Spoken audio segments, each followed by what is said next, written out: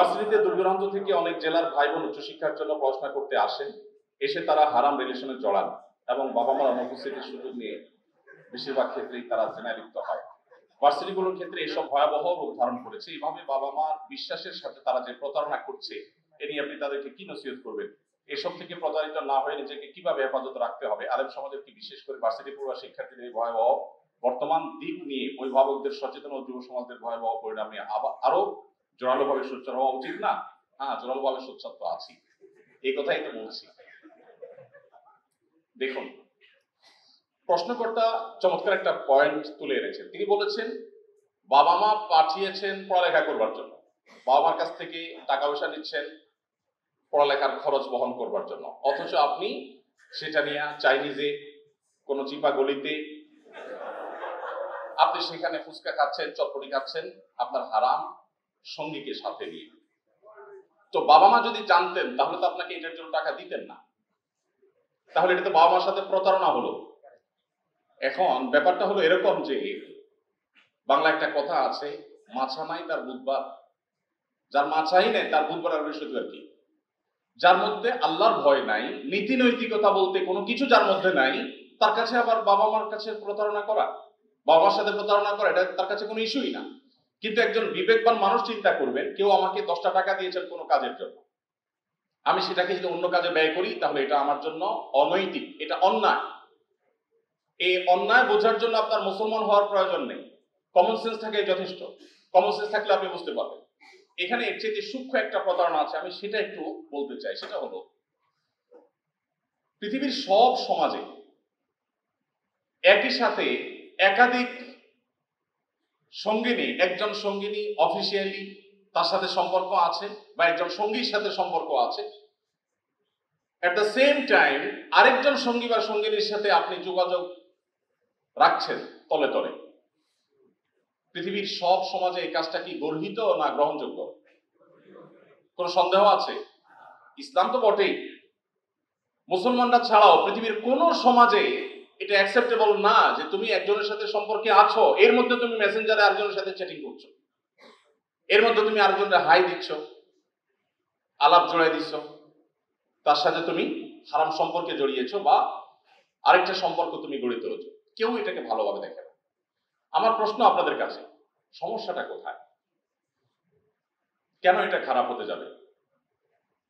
এখন ভালো খারাপের যে ডেফিনেশন পশ্চিমারা আমাদেরকে দিয়ে দিয়েছে সেটা হলো আমি কারো ক্ষতি তো করছি না, আমি তো কারো ক্ষতি করছি না, কারো ক্ষতি করলে সেটা খারাপ আর কারো ক্ষতি না হলে সেটা খারাপ না।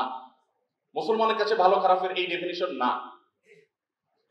ভালো খারাপের ডেফিনিশন মানুষ নিজের বিবেক দিয়ে কখনো তৈরি করতে পারে না, যদি করে যেটাকে আমরা ভালো মনে করছি। আপনি দেখেন পশ্চিমারা তারা শিল্প বিপ্লবের মাধ্যমে আমাদের জীবনযাত্রাকে পানির মতো সহজ করে দিয়েছে, তাদের অবদানকে আমরা স্বীকার করি, কিন্তু সেই মানুষগুলোই এখন কালো ধোঁয়ায়, কলকারখানার আপনার যত্রতত্র ব্যবহারে, প্লাস্টিকের অতিরিক্ত ব্যবহারে অতিষ্ঠ হয়ে তারা এখন পরিবেশ নিয়ে দুশ্চিন্তা আসছেন যে পৃথিবী যেভাবে আগাচ্ছে এইভাবে যদি আগাইতে থাকে তাহলে পৃথিবী আর পৃথিবী থাকবে না। এখন তারা নিজেরা বুঝতে পারছেন যেটাকে তারা অনেক ভালো মনে করে করেছেন সেটার অনেক ক্ষতিকর দিক এখন আস্তে আস্তে ফুটে উঠছে। আমি যে কথাটাই বলছিলাম, মানুষ ভালো মন্দ এটা নিজের বিবেক দিয়ে কখনই রোপণ করতে পারে না। নিজের বিবেক দিয়ে যেটা আজকে ভালো মনে হবে 10 বছর পরে সেটা খারাপ মনে হবে, যেটাকে আজকে খারাপ মনে হচ্ছে সেটা 2 বছর পরে হয়তো ভালো মনে হবে। এই জন্য একজন মুসলমান তার কাছে ভালো এবং খারাপের সংজ্ঞা হলো আল্লাহ রাব্বুল আলামিন যেটাকে ভালো বলেছেন, কারণ তিনি মহান সৃষ্টিকর্তা, তিনি জানেন, তিনি ত্রিকালদর্শী, তিনি সব জানেন, যার কারণে তিনি যেটাকে ভালো বলেছেন আমার বুঝে আসলেও সেটা ভালো, না আসলেও ভালো। আর তিনি যেটা খারাপ বলেছেন সেটাই খারাপ। এখন আমি যে বিষয়টি পাচ্ছিলাম যে কেউ কারোর সাথে কোন রিলেশনে আছে, বিবাহ করে হোক আর বিবাহ বহির্ভূত হারাম সম্পর্ক হোক, এই রিলেশন থাকা অবস্থায় তিনি আরেকজনের সাথে যদি যোগাযোগ করেন, পৃথিবীর সকল সমাজ সেটাকে কেন খারাপ বলছে? এই লোকটা তো কারো ক্ষতি করছে না, যার সাথে যোগাযোগ করেছে সেকেন্ড আরেকজনের সাথে, তার সাথে তো দুজনের মিউচুয়াল আন্ডারস্ট্যান্ডিং এর মাধ্যমে হচ্ছে, তারা কেউ কাউকে জোর জবরদস্তি করছে না। তাহলে প্রশ্ন হলো এখানে খারাপটা কিভাবে হলো? কেউ কি বলতে পারেন কিভাবে খারাপ এটা? কেন সবাই খারাপ মনে করে? কারণ প্রথম জনের হক মারা হচ্ছে। সঠিক উত্তর যে প্রথম জন, তার সাথে প্রতারণা করা হচ্ছে। আচ্ছা, যেই সমাজ এটাকে খারাপ মনে করছে, ওই সমাজকে যদি আপনি জিজ্ঞাসা করেন যে একজন স্টুডেন্ট লাইফে কারোর সাথে রিলেশনে গিয়েছে, এরপর তাদের মধ্যে ব্রেকআপ হয়ে গেছে, এখন সে আরেকজনের সাথে সম্পর্কে জড়িয়েছে, এখন তার আগের যে সম্পর্ক ছিল বিফোর ব্রেকআপ, সেই সম্পর্কটা কি ভালো না খারাপ? মুসলমান ছাড়া অন্য যারা আছে তারা এটাকে কি বলবে? এটাকে কেন অন্যায় বলবে? আমি বোঝাতে পারিনি আপনাদের বোধহয়। কোন যুবক, কোন স্টুডেন্ট, ধরুন স্টুডেন্ট লাইফে কোনো মেয়ের সাথে হারাম সম্পর্কে জড়িয়েছে। হারাম বলতে আমাদের মুসলমানদের কাছে হারাম, আমরা এখন অন্যদের কথা চিন্তা করি। সম্পর্ক করেছে, এরপর এই চ্যাপ্টারটা সে ক্লোজ করে ফেলেছে, দুজন দুই পথে চলে গেছে। এরপরে এই যুবকের জীবনে আবার কেউ আসলেন, কারোর সাথে তার সম্পর্ক হলো, তাকে তিনি বিবাহ করেছেন বা হারাম সম্পর্কে গিয়েছেন, যেটাই হোক। এই যুবক যে আগে আরেকজনের সাথে সম্পর্ক করেছিল, মুসলমানরা ছাড়া পৃথিবীর কোন সমাজ কি সেটাকে অন্যায় মনে করে, অপরাধ মনে করে?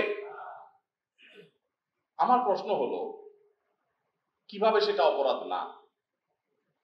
আগেরটা যদি অপরাধ হয়ে থাকে, কারণ আপনার একজন সঙ্গিনী আছেন, আপনার একজন স্ত্রী আছেন, তাকে রেখে আপনি তলে তলে আরেকজনের সাথে যোগাযোগ করছেন, এটা যদি খারাপ হয়, তাহলে দ্বিতীয়টা তো আর ডাবল খারাপ হওয়ার কথা।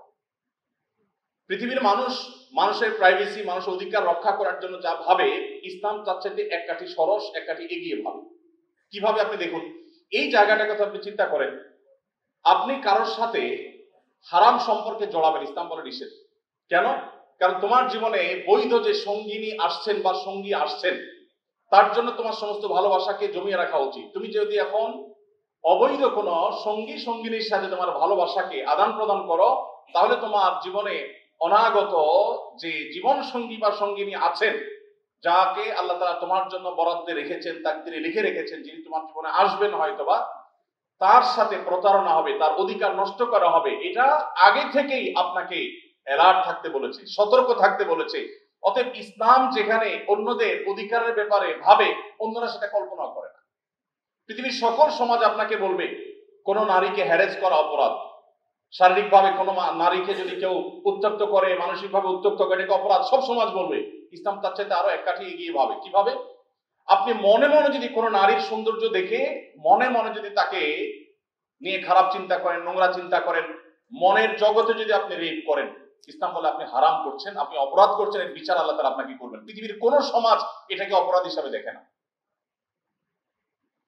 ঠিক একই ভাবে আমরা যদি যে যুবকের কথা বলছি, যে ভার্সিটিতে এসে তিনি অবৈধ রিলেশনে জড়িয়ে বাবা মার সাথে প্রতারণা করছেন, আমরা দেখতে পাচ্ছি তিনি শুধু বাবা মার সাথে প্রতারণা করছেন না, তিনি তার জীবনের ভবিষ্যৎ জীবন সঙ্গিনী যিনি আসবেন তার সাথেও প্রতারণা করছেন। এই জন্য ইসলাম আমাদের চরিত্রগুলোকে হেফাজত রাখতে বলে। আমি জানি আমার এই কথাগুলো হয়তো আমাদের অনেকের লাইফ চেঞ্জের জন্য, আমাদের জীবনে এই অপবিত্র সম্পর্ক থেকে বেরিয়ে আসার জন্য যথেষ্ট হবে না, কিন্তু আমি আপনাদেরকে একটা কথা খুব জোর গলায় আল্লাহর উপর ভরসা রেখে বলতে পারি, অবৈধ সম্পর্কের মধ্য দিয়ে আপনারা যতটুকু সুখ পাচ্ছেন বা পাবেন, যদি আপনি এখান থেকে সরে এসে বৈধ সম্পর্কের জন্য অপেক্ষা করেন, আল্লাহ রাব্বুল আলামিন আপনাকে এই সুখটাই আরো অনেক বেশি দিবেন এবং পবিত্রতম হবে ইনশাআল্লাহ। আমি এই জন্য বলি, এই হারাম রিলেশন, অবৈধ সম্পর্ক, এটার মাধ্যমে যে সুখ হয়, এটা হলো মেড ইন চায়না টাইপ। এটা আসতে দেরি, যাইতে দেরি নেই। কিন্তু বৈবাহিক সম্পর্কের মধ্য দিয়ে যেটা হয়, সেটা মেড ইন জাপান টাইপ। এটা সহজে ভাঙে না, সহজে চির ধরে না। আস-সুন্নাহ ফাউন্ডেশন, উম্মার স্বার্থে সুন্নাহর সাথে।